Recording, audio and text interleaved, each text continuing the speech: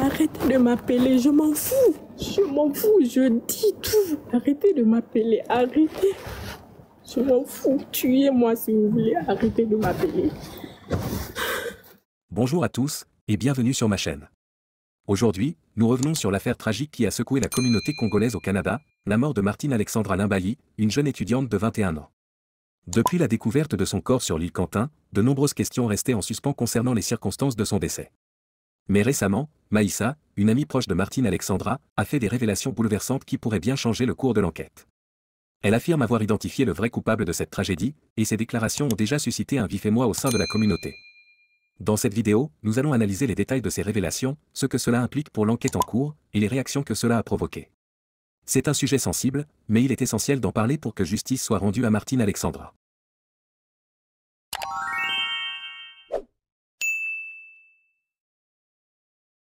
Pour ceux qui ne sont pas au courant, revenons brièvement sur les faits. Martine Alexandra Limbaly était une jeune étudiante congolaise installée à Trois-Rivières, au Québec, pour ses études. Le 2 octobre, elle disparaît mystérieusement, et malgré les recherches intensives, son corps est retrouvé sans vie le 8 octobre sur l'île Quentin, une petite île isolée à proximité du lieu où les recherches avaient commencé. Depuis cette découverte, l'enquête officielle pour déterminer les causes de son décès est en cours. Les autorités ont multiplié les pistes, mais aucune conclusion définitive n'a été rendue publique jusqu'à présent. Sa mort a choqué non seulement sa famille, mais aussi toute la diaspora congolaise, qui demandait des réponses. Lors d'un live TikTok, Maïssa, une proche de la victime ou une figure influente de la communauté, a précisé selon le contexte, a fait des révélations qui ont bouleversé de nombreuses personnes. Elle a affirmé connaître l'identité du véritable coupable impliqué dans la mort de Martine Alexandra. Selon Maïssa, il s'agirait d'une personne proche de Martine. Elle a mentionné des détails troublants qui, selon elle, pourraient accuser cette personne. D'après ses dires, des tensions auraient existé entre Martine et l'individu en question avant sa disparition, et ces conflits pourraient être liés aux circonstances de sa mort. Ces révélations, faites en direct, ont rapidement attiré l'attention des internautes et des médias, amplifiant les spéculations autour de l'affaire. Les images que vous avez vues, sous prétexte que c'est les dernières images d'Alexandra qu'on a vues à l'île Saint-Quentin. Toutes ces images qu'on vous a montrées, c'est faux. C'est faux. Moi, je dis et je répète, c'est faux. C'est du trucage. Alexandra ne s'est pas rendue à l'île Saint-Quentin à 16 h. Alexandra n'était pas habillée ainsi. Alexandra était accompagnée. Alexandra est partie à l'île Saint-Quentin à 15 h. Je dis bien à 15 h. Et elle était accompagnée par ce fameux Christ. Arrêtez de dire non, c'est par jalousie qu'elle a été tuée. C'est par quoi? C'est faux.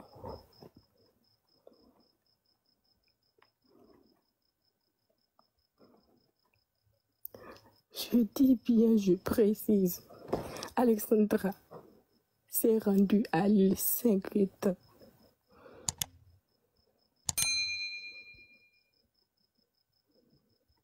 Elle était accompagnée par Christ, qui prétend que non, il a juste déposé, il a continué. C'est faux, il était avec elle. Et donc, dans l'île, sur le parc de l'île Saint-Quentin, Louane, je précise bien, notez tout ce que je dis. Louane, je sais que vous tous, vous m'entendez. Je parle, oui, je parle. C'est la seule fille qui n'a pas peur de vos menaces. Je parle. Louane était belle et bien présente avant l'arrivée d'Alexandra. et Christ. Christ avait proposé à Alexandra de se rendre dans le parc de l'île Saint-Quentin pour parler à trois, Louane, Alexandra, Christ, pour parler à trois, essayer de trouver un raisonnement par rapport à l'harcèlement que Louane fait à Alexandra. Alexandra croyait typiquement que c'est ça. Elle croyait typiquement que c'est la raison pour laquelle ils vont se rendre dans le parc de l'île Saint-Quentin.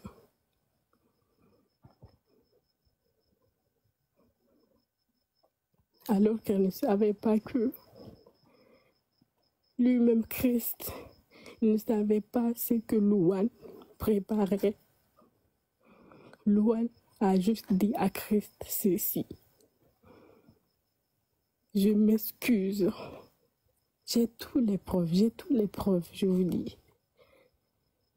Voici le message de Louane à Christ. Louane a écrit ce message à Christophe le mercredi 2 octobre à 12h47. Elle dit ceci: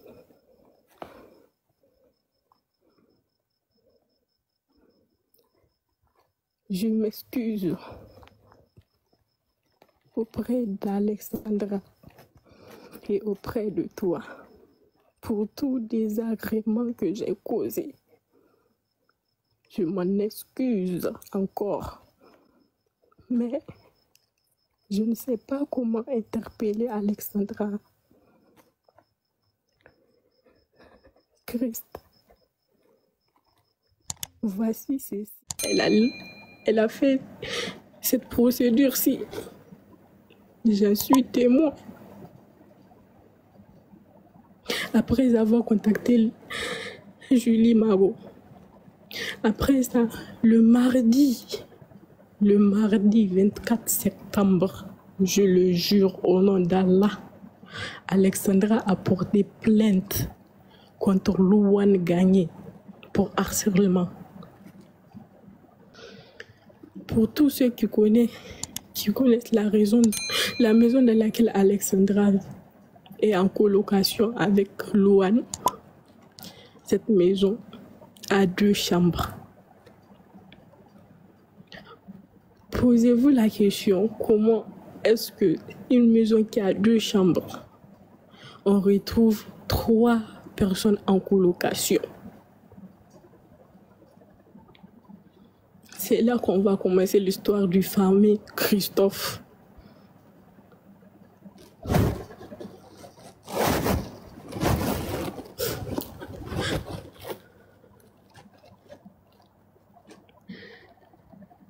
C'est pas quelque chose qui est caché.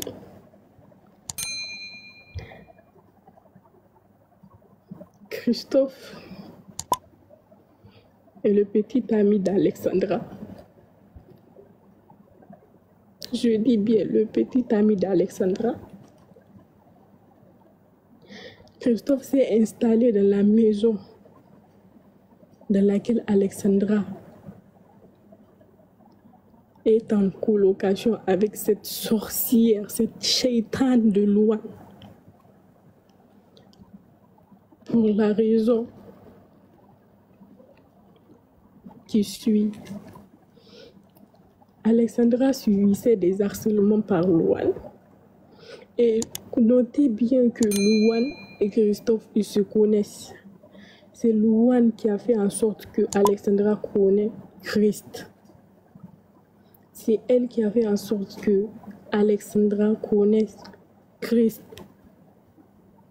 Et après, ils ont eu une relation avec Alexandra.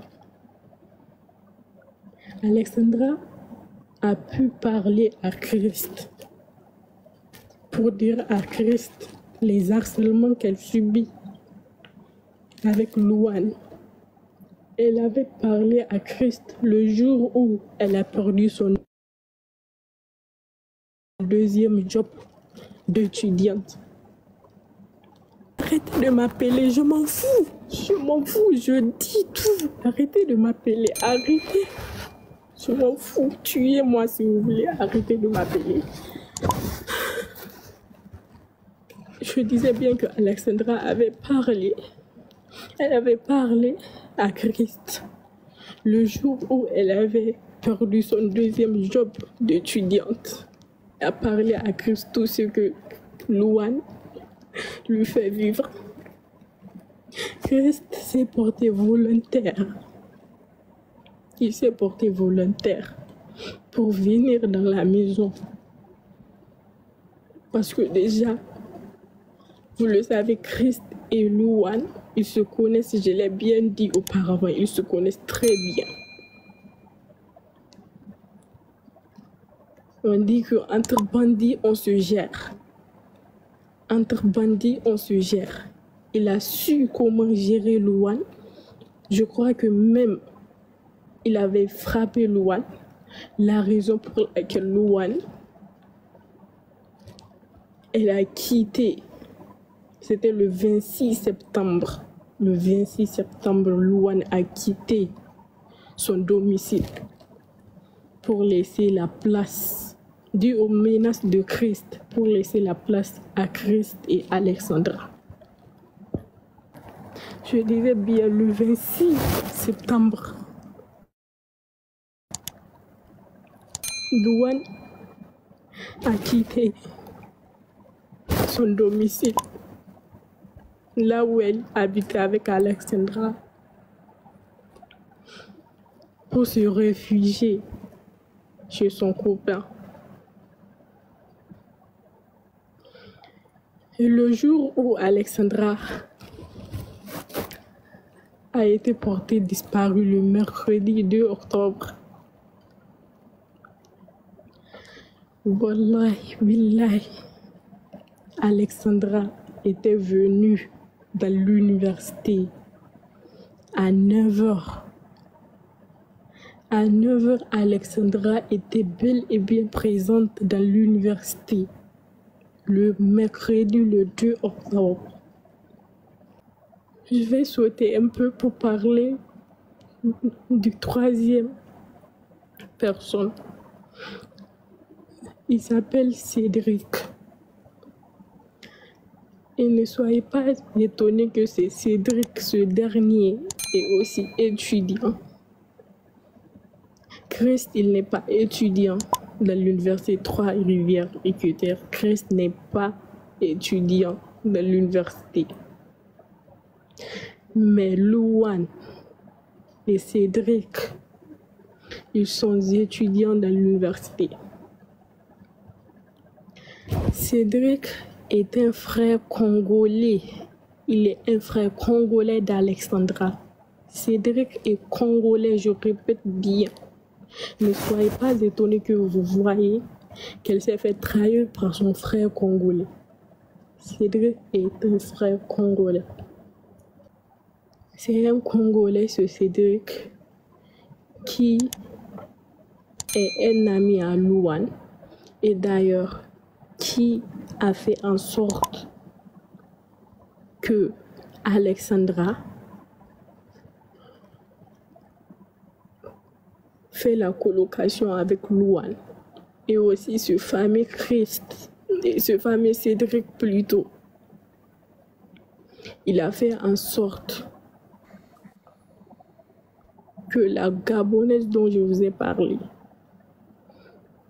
a fait la colocation avec Louane. Je répète bien, Louane, elle cible les filles africaines. Louane, elle cible les filles africaines de l'université de Trois-Rivières EQTR. À l'aide de Cédric, qui est un Congolais. lui aussi étudiant à l'université Trois-Rivières.